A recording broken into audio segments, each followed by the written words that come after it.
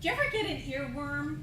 One of those songs that gets stuck in your head and it goes over and over and over again? Commercials like to use that. Oh, I wish I were an Oscar Mayer. It's called a hook. They hook you into buying their product. Well, as you can tell, I am not a very good singer.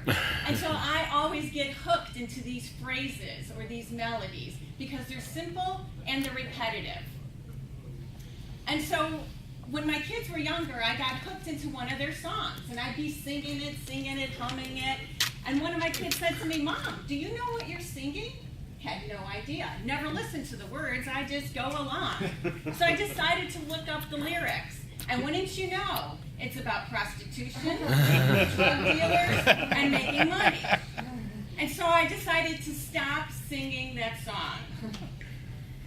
Well, recently I got introduced to another, oh no, I'm sorry. That's fine. I'm getting an incoming call and I want to use that Bluetooth, but I don't know how to do it. That's fine. Just if you just answer it. Joel, can you assist? Dump them. Yeah. You should all say hello. Okay, I'm sorry. It's good. So recently I got introduced to another song from one of my sons. And it's one of those songs that has a haunting melody.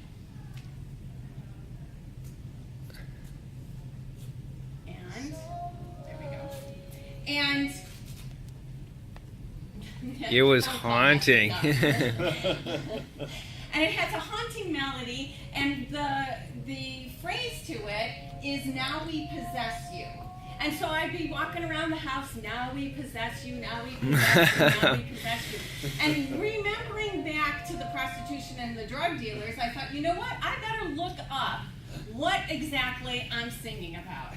So I went to a very reliable source, well-renowned, Wikipedia, and hopefully everyone's donated their $3 so that they can stay in business, because every time you sign on now it says, please donate $3 now. If everybody did, we would make our goal in 1 hour. And I looked up the words of the song, and I found out that the song was written by a person with the stage name of Vienna Teng. And the song is called The Hymn of Axion. And what it is when she was going to school, getting her MBA, she had an internship at Axion Corporation, which is the services, technology, data information company that gathers data on me and you and you and you and everyone who uses the internet, and they package that data and then they sell it to their clients so that they can market to you, to buy things, or to influence you politically. And so this is the information that she learned while she was there, and she made this song. Now, it got me starting to think, well, how exactly does my computer get to know me? I mean, like, who calls up and says, oh, I'm sorry, I can't make your holiday party this weekend because I've got a date with my computer. You know, we're like in the infancy stage and we're just starting to get to know each other. Nobody does that. So I started thinking about it, and it's really the crumbs that you leave when you are searching on the internet. And I thought, is it true, or is it possible that my computer knows me better than the people who surround me? And in some ways, I think that's yes. And the reason is because I will go searching on the internet, and I'm sure you do too, on ideas that you have that may or may not ever come into fruition. And I don't think that we're as honest with everyone who surrounds us. For instance, nobody probably knows that I may be searching on the internet going, how will I maintain my weight during the holidays and not gain 10 pounds? And guess what? The computer doesn't go, gain 10 pounds, you need to lose 10 pounds, and you need to do it now. No, that does not happen. The computer knows that my son, my middle son, who is 17 years old, is searching all the time on Craigslist, looking at every motorcycle that is available for sale. Does the computer say, your mother is never allowed to buy this. No, it just allows him to keep searching. Prospective Toastmaster members that we don't even know, going on the internet, searching to see if they can improve their public speaking skills, don't get the response back from the computer.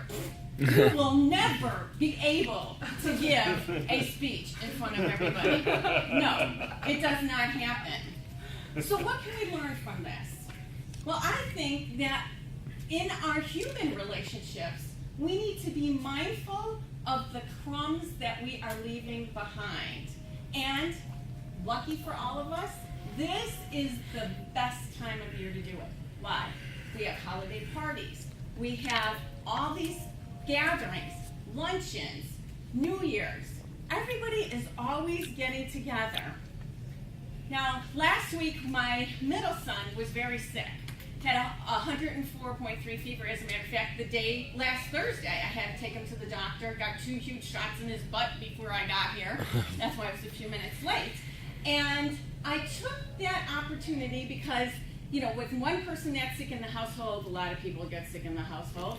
And so we kind of stayed back and relaxed. And Saturday, which I never do, I sat there and I didn't watch 1, didn't watch 2, but I watched 3 Hallmark Christmas specials back to back. Who does that? Nobody. And one of the comments that my kids had made is, Mom, these stories are all the same. All that changes is the actors and the scenery, but every message is identical. And I started thinking about that. And I'm like, yeah, it is. And what is it? They're all searching for the magic of Christmas. Mm-hmm. Now, if you don't celebrate Christmas, just transpose it in your mind, the magic of whatever holiday that you're celebrating. And so I think we get stuck in the pattern looking for the magic. But guess what? The magic is in each of us. That's where the magic is. And that magic transpires through the crumbs that we are leaving in the relationships that we have. We get stuck in that pattern of blocks in time that the holidays or the gatherings are always the same. That when, one of my childhood memories is we'd go to Aunt Marie's house.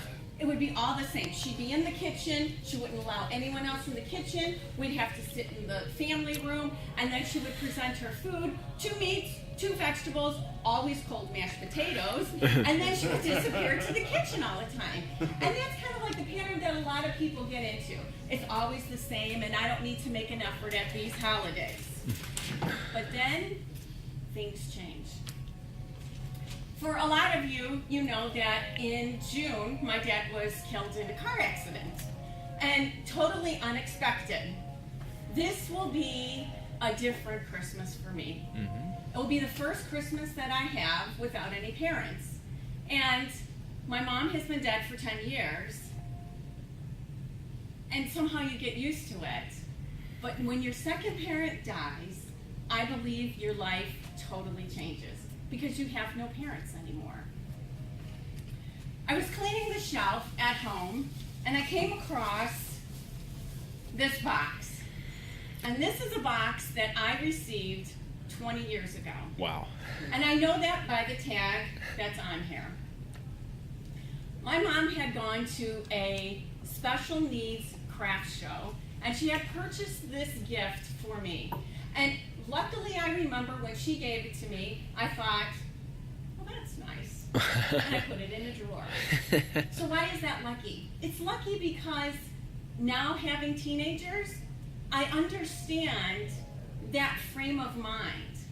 That what they're thinking now may be hidden, tucked way back in their head. And that at some point, that thought will change and they will find the true meaning. So what is this box?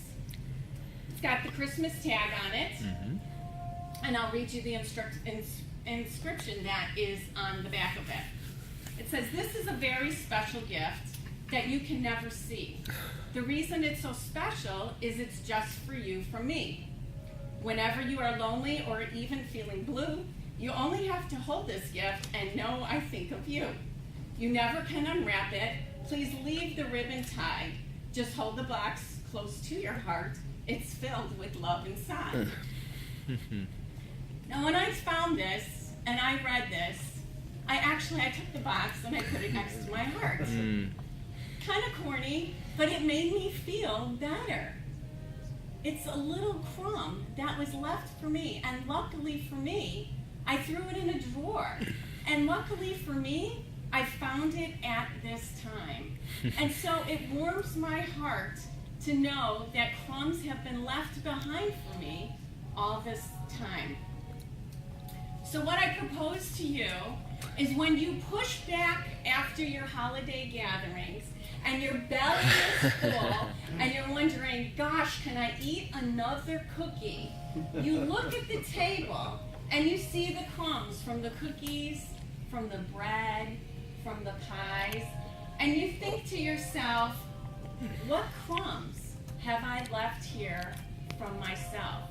Crumbs of conversation, crumbs of dialogue that you've had with people that you may not really think you're making a difference, because the actions you take today are the memories for someone else tomorrow. One thing you might want to watch out for is the mistletoe, because those actions could have results. So to help you remember to work on your crumbs, I brought some cookies for you. Yay. Have a cookie, look at the crumbs, and enjoy your holidays. Thank you.